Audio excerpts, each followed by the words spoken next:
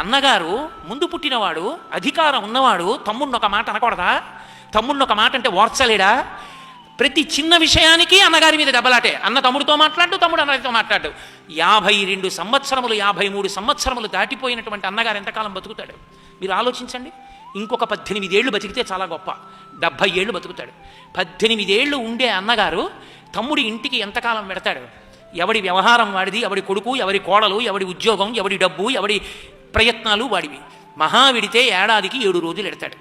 మహా వెళ్ళి 7 రోజులు వెళ్ళినా 70 సంవత్సరాలు వెళ్ళగలడని నమ్మకం లేదు.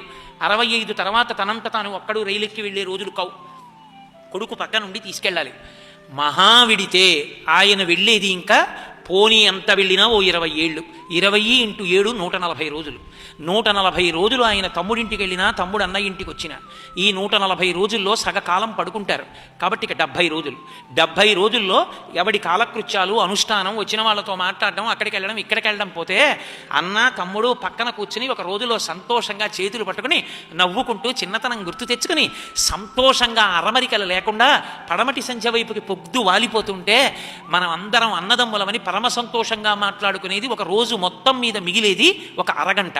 అలా చూసుకున్నప్పుడు ఇంకా వాళ్ళు మాట్లాడుకునేది, ఆ జన్మలో కలిసి కూర్చునేది, ఈ జన్మకి మేము ఒక్క తీగ పువ్వులం, ఒక్క చెట్టు కాయలం, ఒక తల్లి తండ్రి పిల్లలమని వాళ్ళు మాట్లాడుకునేది. అన్నయ్య అని సంతోషంగా పిలిచి, అన్నయ్య నీకు ఇది ఇష్టం కదన్నయ్య, తినన్నయ్య అని తమ్ముడు పెట్టినా, తమ్ముడు ఇది నీకు బాగుంటుందిరా, నువ్వు కట్టుకోరా అని అన్నయ్య సంతోషంగా ఓ బట్టిచ్చిన ఆ అన్నదమ్ముల అనుబంధం, వాళ్ళిద్దరూ కలిసి కూర్చుని మాట్లాడుకోవడం ఇక జీవితంలో మిగిలేది కేవలముగా ఒక 10 రోజులు ఉంటుంది. 10 రోజుల కన్నా ఇక కలిసి ఉండరు. 10 రోజులు కలిసి బతకడం అంతే. ఇక 10 రోజులే మనం కలిసి ఉంటాం, అంతకన్నా కలిసి ఉండే అవకాశం ఇంకా లేదనుకున్ననాడు ఆ అనుబంధం ఎంత అపూర్వమైంది.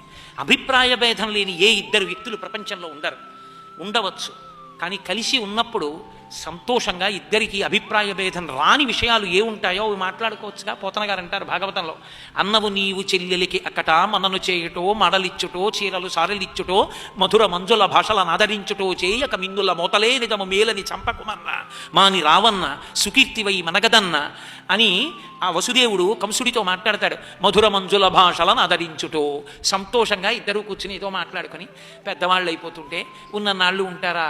పెద్దవాళ్ళు అయిపోయిన తర్వాత ఎవరు ముందో ఎవరు వెనకో, ఈ చచ్చిపోయిన తర్వాత మా అన్నయ్యతో మాటలు లేవండి అని, ఆ తర్వాత అన్నగారి శరీరం పడిపోయిన తర్వాత అంత్యేష్టి సంస్కారానికి ముందెళ్ళి ఏమిటో పాపం ఒక్కసారి పలకరించలేదు, వెళ్ళేపోయాడు, ఇక పలుకుతాడా అని నువ్వు ఎంత ఏడిస్తే అన్న వస్తాడు.